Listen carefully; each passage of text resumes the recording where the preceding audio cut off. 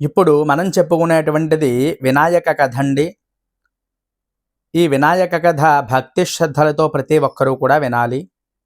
ముందుగా అందరూ కూడా అక్షతలు పట్టుకోండి. అక్షతలు పట్టుకొని నమస్కారం చేసుకుని అందరూ కూడా కూర్చొని ఈ విధంగా కథ చెప్పడం జరుగుతోంది. కథాశ్రవణాన్ని అందరూ ఆలకించండి.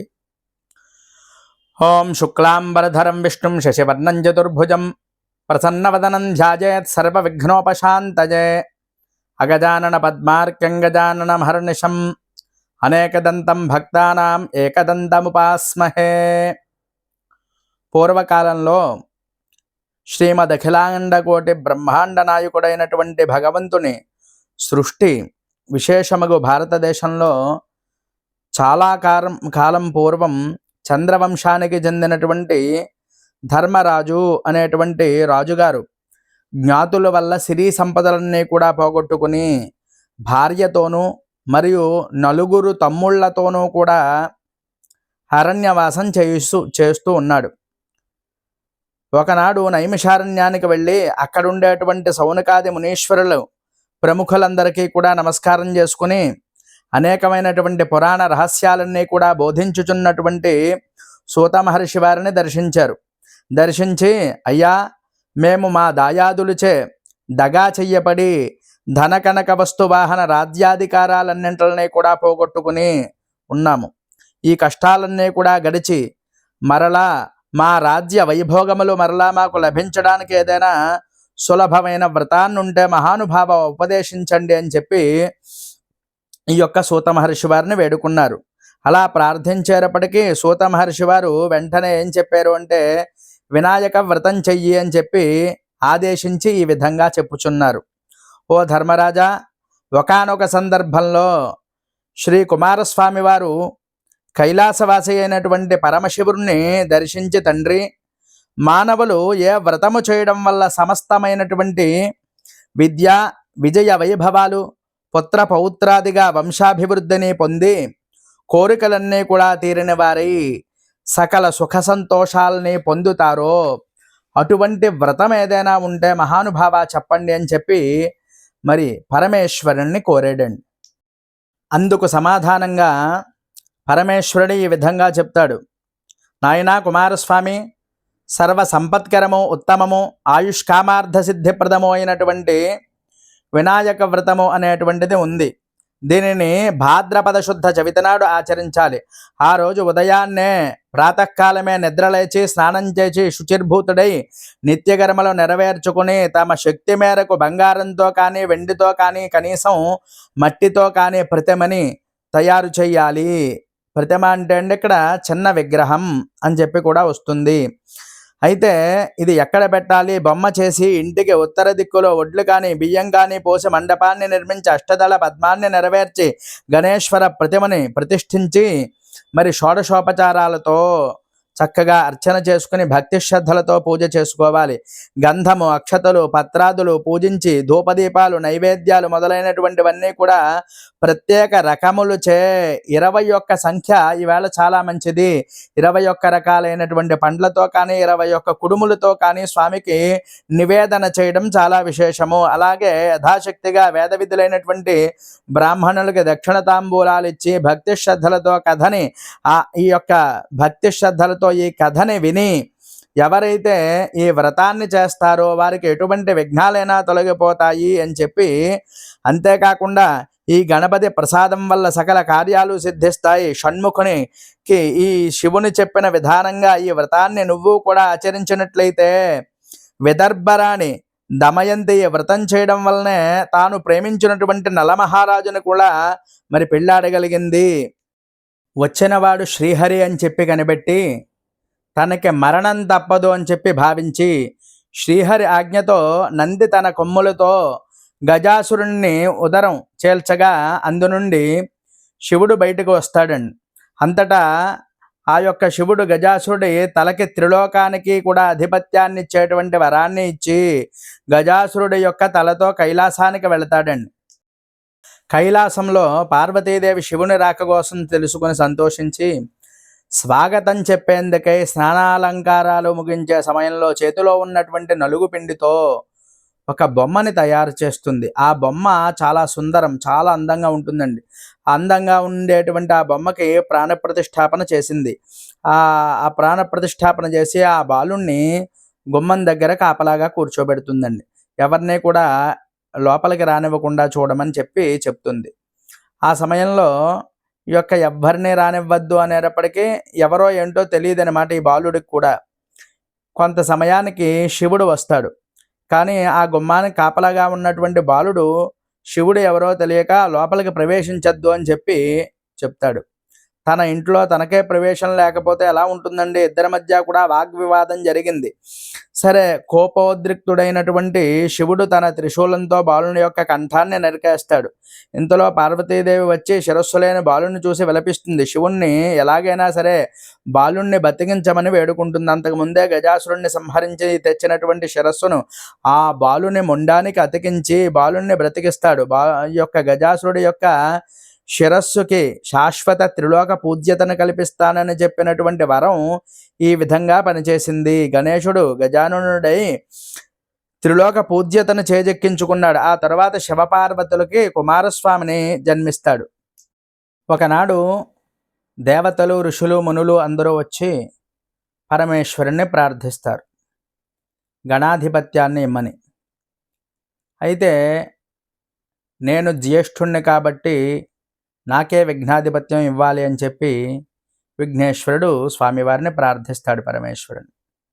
నువ్వు మరుగుజ్జువి, నువ్వేం విఘ్నాధిపత్యం చేస్తావు, దానికి నీకు అర్హత ఎటువంటిది లేదు అని చెప్పి కుమారస్వామి మరి తండ్రిని ప్రార్థిస్తాడు శివుణ్ణి. సరే, వీరిద్దరి యొక్క వాగ్వివాదాన్ని చూసినటువంటి పరమేశ్వరుడు ఇద్దరికీ కూడా ఒక పరీక్ష పెడతాడు. ఏమిటి ఆ పరీక్ష అంటే, ముల్లోకాల్లో ఉండేటువంటి పుణ్యనదుల్లో ఎవరైతే ముందుగా స్నానం చేసి వస్తారో వారికే ఈ యొక్క విఘ్నాధిపత్యాన్ని ఇవ్వడం జరుగుతుంది అని చెప్తాడు. వెంటనే కుమారస్వామి ఏం చేస్తాడండి, నెమలి వాహనం మీద వెళ్ళిపోతాడు. ప్రతి నదుల్లో స్నానం చేసి వస్తూ ఉంటాడు. వెంటనే ఈ విఘ్నేశ్వరుడు ఏం చేస్తాడు అంటే, ఏదైనా ఉపాయాన్ని సూచించాలి అని చెప్పి తండ్రిని ప్రార్థిస్తాడు. ఆ తెలివితేటలతో ఎప్పుడైతే తండ్రిని ప్రార్థన చేశాడో నారాయణ మంత్రాన్ని ఉపదేశిస్తాడు. నరములు అన్నింట్లకి అంటే నదులన్నింట్లకి కూడా అధిపతి ఎవరండి? నారాయణుడు. అందువల్ల వెంటనే నారములు అనగా నదులు అనేటువంటి అర్థం వస్తుంది. నదులన్నింటికి అధిపతిది. అందువల్ల వెంటనే ఏం చేస్తాడు, తల్లిదండ్రుల చుట్టూ కూడా ప్రదక్షిణం చేస్తూ ఈ నారాయణ మంత్రాన్ని జపం చేస్తాడు ఈయన. ఎప్పుడైతే ఇలా చేశాడో ఏమవుతుంది అంటే, కుమారస్వామి కంటే కూడా ముందుగా గణపతే స్నానం చేస్తే వెళ్ళినట్టుగా అన్నింటిలో కనిపిస్తూ ఉంటుంది. తన తప్పు తెలుసుకున్నటువంటి కుమారస్వామి వెంటనే కైలాసానికి వచ్చిన వెంటనే, అన్నయ్య యొక్క మహిమ నేను తెలుసుకోలేక ఇలా చేశాను, నా తప్పుని క్షమించి విఘ్నాధిపత్యం అంతా కూడా మరి వినాయకుడికే ఇవ్వండి అని చెప్పి ఆ యొక్క తండ్రిని ప్రార్థిస్తాడండి. ఈ విధంగా గజాననుడు విఘ్నాలకు అధిపతి విఘ్నేశ్వరుడిగా కొలవబడుతున్నాడు. శమంత కోపాఖ్యానం. సత్రాజిత్ అనేటువంటి రాజు భక్తికి మెచ్చి సూర్యుడు శమంతకమణిని ప్రసాదిస్తాడు. ఒకానొక సందర్భంలో శ్రీకృష్ణుడు ఆ మణిని తనకిమ్మని అడుగుతాడు. దానికి సత్రాజిత్తు అంగీకరించలేదు, తిరస్కరించాడు. తదుపరి కాలంలో సత్రాజిత్తు తమ్ముడైనటువంటి ప్రసేనజిత్తు ఆ మణిని వేసుకుని ఆ హారాన్ని ధరించి అడవిలో వేటకు వెళ్తాడండి.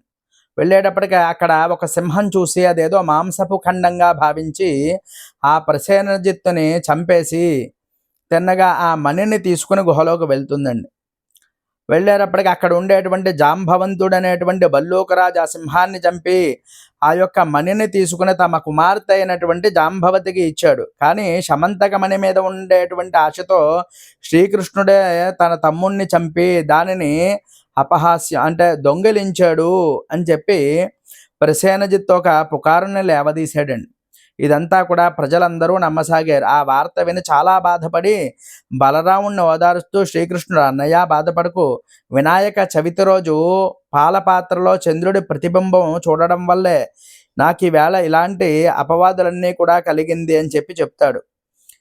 చవితి చంద్రుడికి ఆ అపవాదానికి సంబంధం ఏమిటి అని చెప్పి బలరాముడు అడిగేటప్పటికీ శ్రీకృష్ణుడు ఈ విధంగా చెప్తున్నాడు.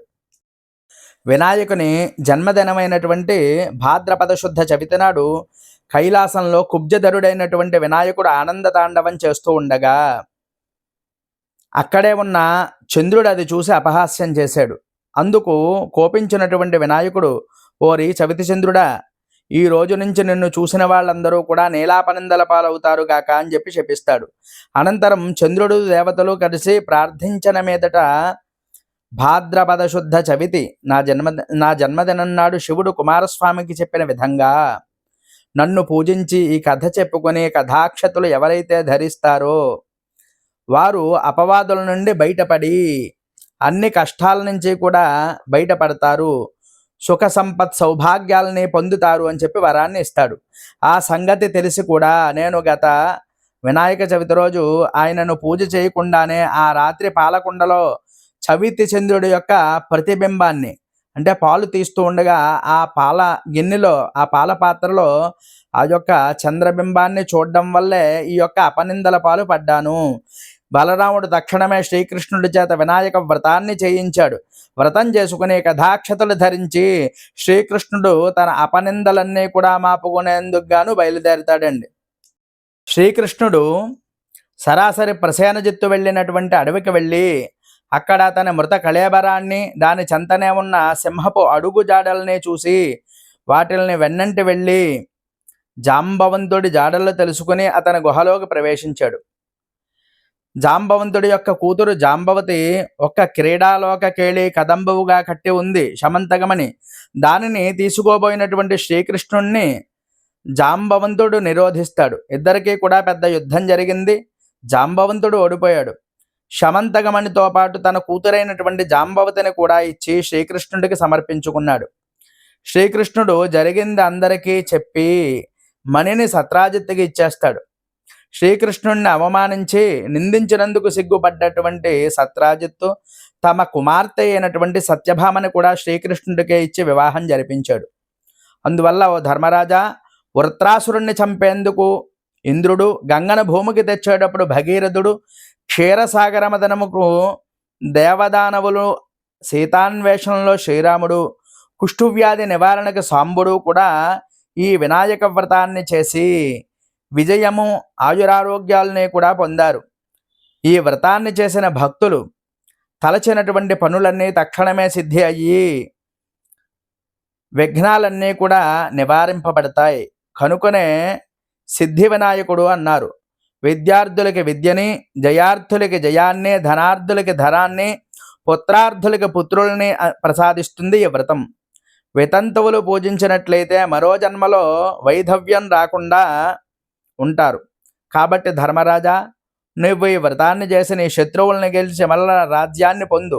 సమస్త బ్రహ్మ క్షత్రియ వైశ్య శూద్రాదులు కూడా ఈ వ్రతాన్ని యథావిధిగా ఆచరించి శ్రీ మహాగణపతి అనుగ్రహం చేత సకల ఐశ్వర్యాలని కూడా పొందుతారు అని చెప్పి సూత మహర్షి ఈ విధంగా చెప్పగా అది వినినటువంటి ధర్మరాజు ఈ వ్రతాన్ని చేసి తను పొందినటువంటి కష్టాలన్నీ కూడా తీరి శత్రువులపై గెలిచి రాజ్యాన్ని సంపాదించుకుని మహారాజుగా పట్టాభిషిక్తుడయ్యాడు. ఈ విధంగా చవితి రోజు ఎవరైతే భక్తి శ్రద్ధలతో ఈ కథని విని కథాక్షతలను స్వీకరిస్తారో, మహాగణపతికి భక్తి శ్రద్ధలతో వ్రతాన్ని సమర్పిస్తారో వారందరికీ కూడా సంపూర్ణమైనటువంటి మహాగణపతి యొక్క అనుగ్రహం కలుగుతుంది. ఒకవేళ ఎవరైనా ఈ వ్రతం చేయలేని వారుంటే భక్తి శ్రద్ధలతో అక్షతలు పట్టుకుని కథ విని స్వామికి నమస్కారం చేసుకున్నట్లయితే ఈ వ్రతం చేసినటువంటి ఫలితం అంతా కూడా వస్తుంది. మంగళం మహతు. శ్రీ శ్రీ శ్రీ స్వస్తి.